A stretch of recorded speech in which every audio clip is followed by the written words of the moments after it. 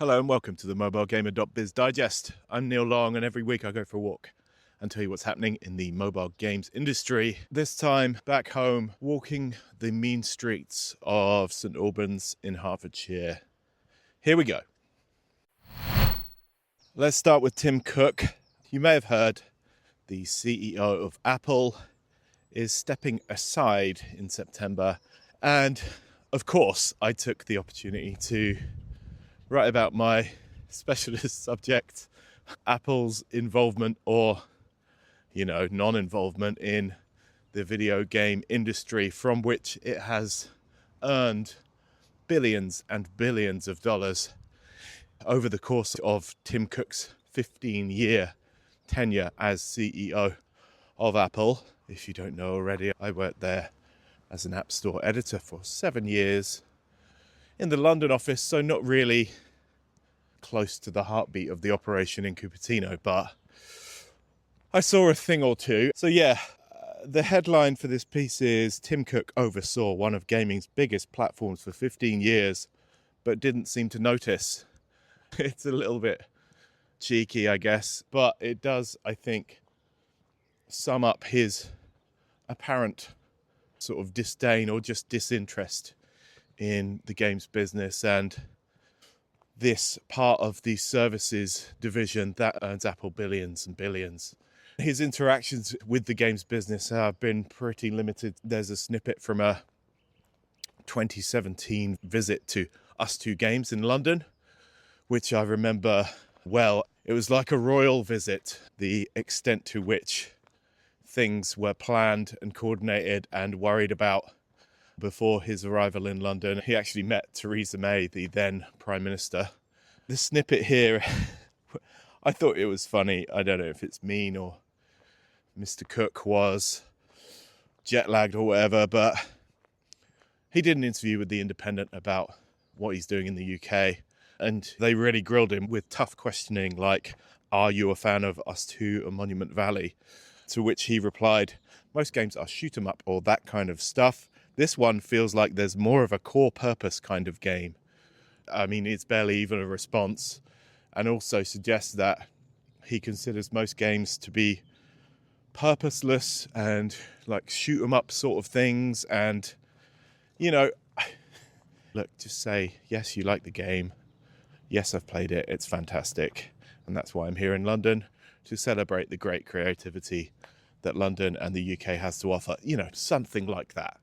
But he didn't. And the fact that he didn't, I don't know, Apple does pride itself on attention to detail and all of this stuff. But if you read that interview, he's just, I don't know if he's like severely jet lagged, but it's not Pulitzer Prize winning stuff.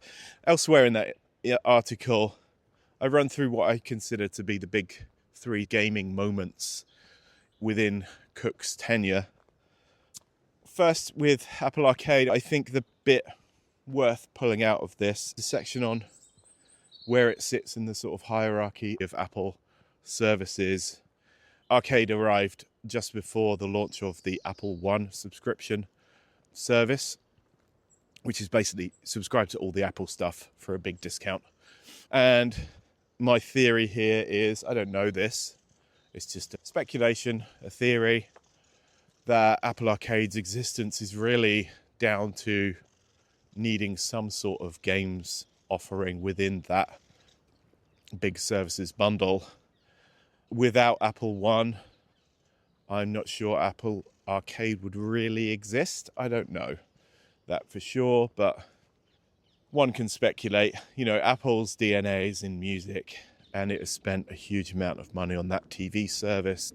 Arcade, on the other hand, very much at the bottom of that pecking order, although the news and fitness services I don't think are particularly strong either. But yeah, I don't know if Arcade would exist without the need to sell a big services bundle. It's still a very good service. It's just maybe not the thing to save gaming on Apple devices, as I say in the piece. Then you got IDFA and ATT, which I think Apple knew very clearly would cause huge problems for user acquisition and mobile game marketing, but it did it anyway. in pursuit of its commitments to privacy and so on. It's a classic in the genre of Apple policy decisions that damage everyone else's business and benefit Apple's.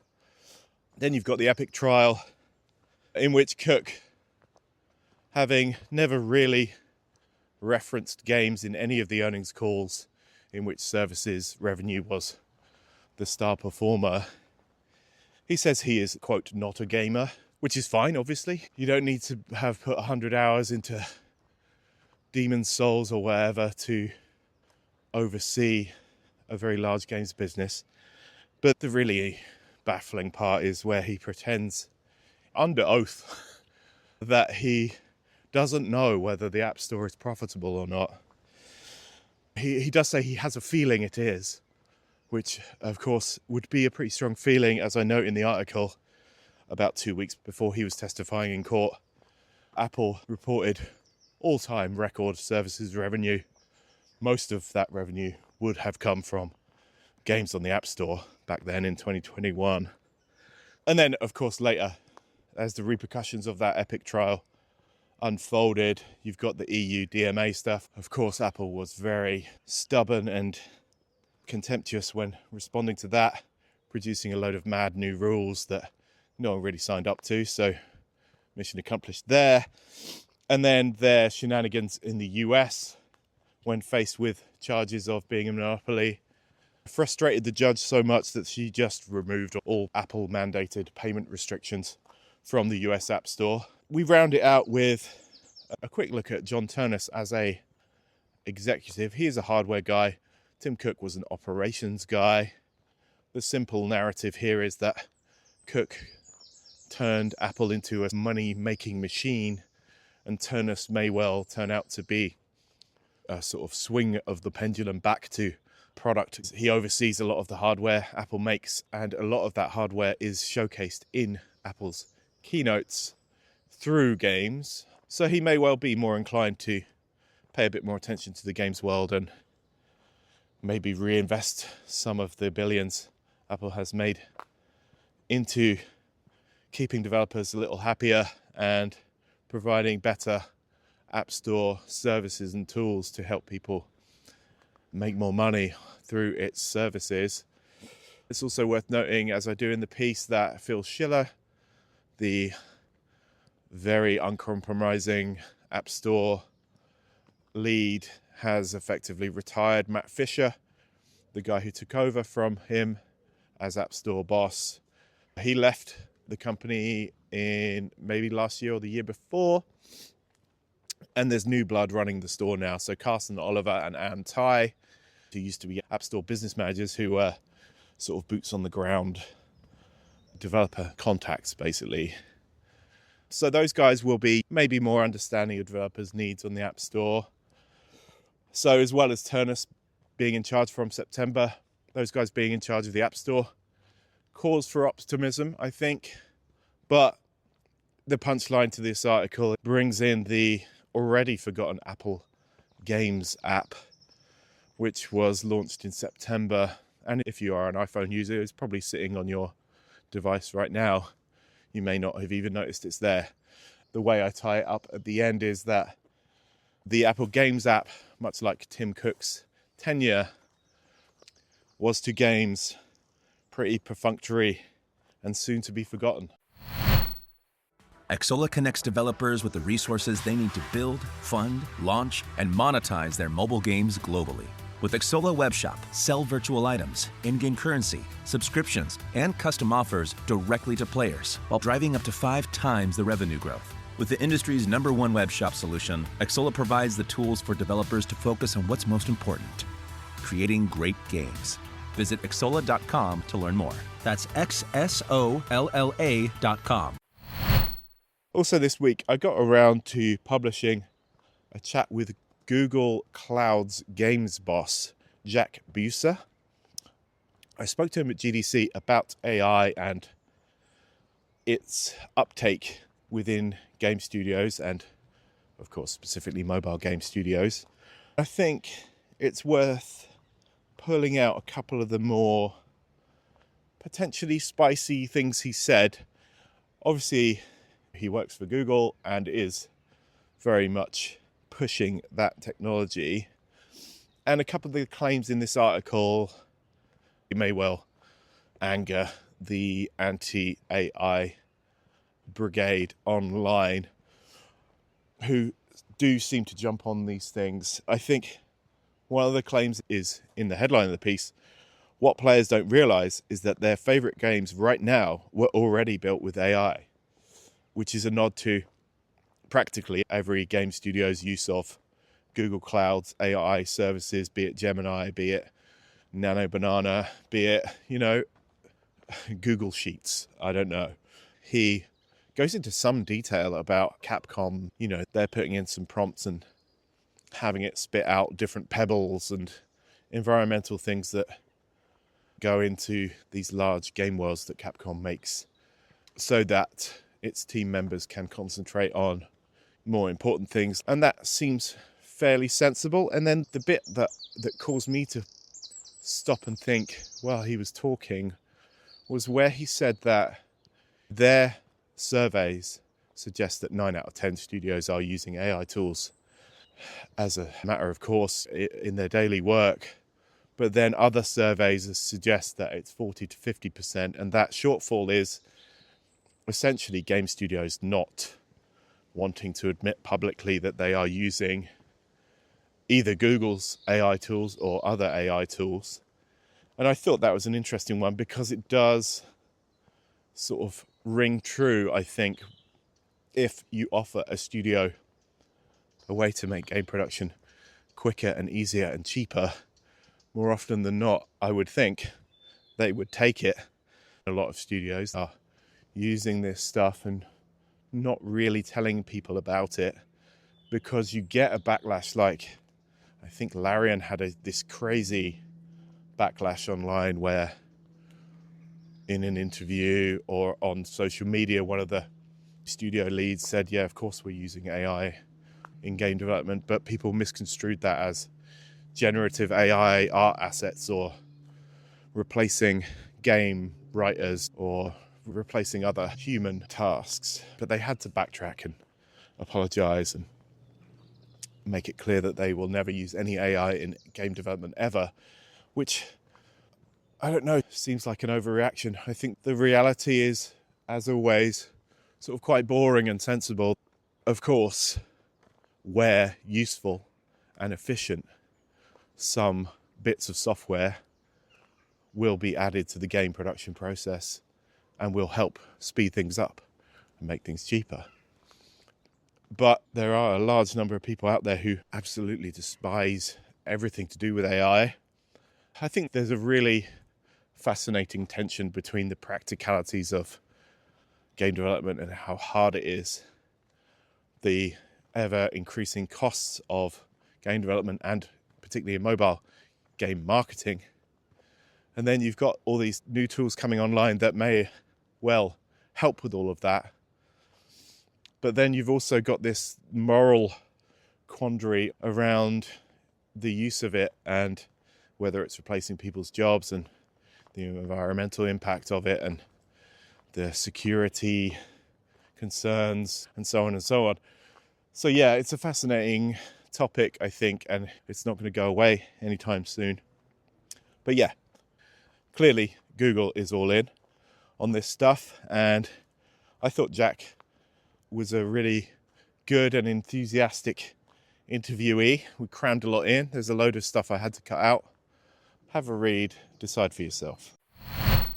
The quick write-up I did of Supercell boss Ilkka Paananen's BAFTA fellowship speech got quite a few readers on Monday.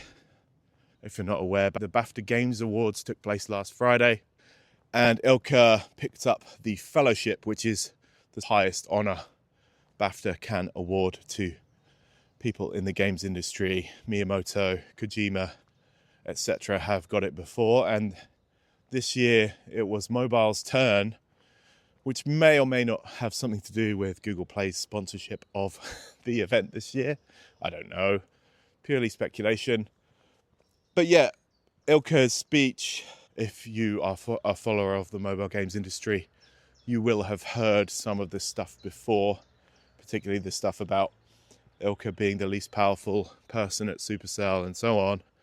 He obviously thanked all the games teams and the game community and Supercell's creator community for the success of these games, and also said that he didn't come up with any of these game ideas. So the award is really for Supercell and the wider mobile games industry, which is a nice thing to offer out. He was also introduced by David Gardner. I think was an early investor in Supercell and is also quite involved in BAFTA games as well, so you can join some dots there. And in a video package before the speech, there was the likes of Shuhei Yoshida, EA founder Trip Hawkins, Trailmix founder Carolyn Kresner, and Us2 Games boss Maria Syans, who all paid tribute to Ilkka. The Yoshida part of the video package is legit, I think. I once sat next to him at Develop in Brighton, and he was just playing Clash of Clans. So he is a genuine fan. But yeah, you can read the whole speech and some detail on who introduced him and who said what on the website. Have a look. A couple from the end of last week that I think it'd be good to mention here. The maker of Bacon the game, Philipp Stollenmayer, has a new game out. I think this guy is really interesting. He makes games entirely by himself. They always have a weird, arty twist. And this time it's a slice of bacon traveling through the human body. I asked him some questions about what it's like as a solo indie game developer on mobile and how you survive. And he has some really interesting and fun ideas about viral marketing and how his games are received on social media. So I think that is really worth a read. Again, later on Thursday, James Acaster, he does the incredibly popular Off Menu podcast. He's a brilliant comedian. He is the narrator of a new Apple Arcade game called Perchang World. And I put this out just because I think it's fun, and a small UK indie getting a big name like that is worth celebrating. Have a look at the trailer. I think it's good fun. Your regular dose of data has a load of funding news. First Point reveals a €50 million fund for AI startups. There's also Reforged Studios, who bought the bridge constructor guys Head Up not long ago. They got $30 million in investment. AI marketing platform Uplane, or Uplane, don't know how you say that. They got 4.5 million seed round. And Animal Suika maker Smash Games got 2 million in UA funding from PVX Capital. You've also got Aldora Joost van Drunen's data company. They put out this quite interesting top grossing media franchises list every month. There's also revenue and download milestones for Tasty Travels, Century Games merge game, Tiles Survive, which is Fun Plus's puzzler, and War Robots from My Games. There's also data on the UK games market and some lovely graphs about outsourcing. Have a look. On Monday, in the Jobs Digest, we got news of moves at Scopely, Rovio, Social Point, Star Stable, Google, Stillfront, and more. There's also what appears to be Duolingo's latest acqui-hire, the guys at Wild Camp Games, and also SideQuest Games, a new Barcelona-based studio. Details on the people involved in that. And finally, last Friday, in the New Game Digest, Racing Master, Codemasters' popular racing game, big in China, published by NetEase, that's coming to the West. There's another Dragon Quest game, and I think maybe of most interest, although the game's name is really generic, Puzzle Panic from Limit Break. Limit Break is the new company from the founder of Machine Zone, Gabe Layden. It appears to be a match 3 with a kind of anime girl meta. There's also the closure of Disney Heroes Battle Mode and Pocket Mortys in that article. And that's it. Thank you for listening all the way through. Goodbye.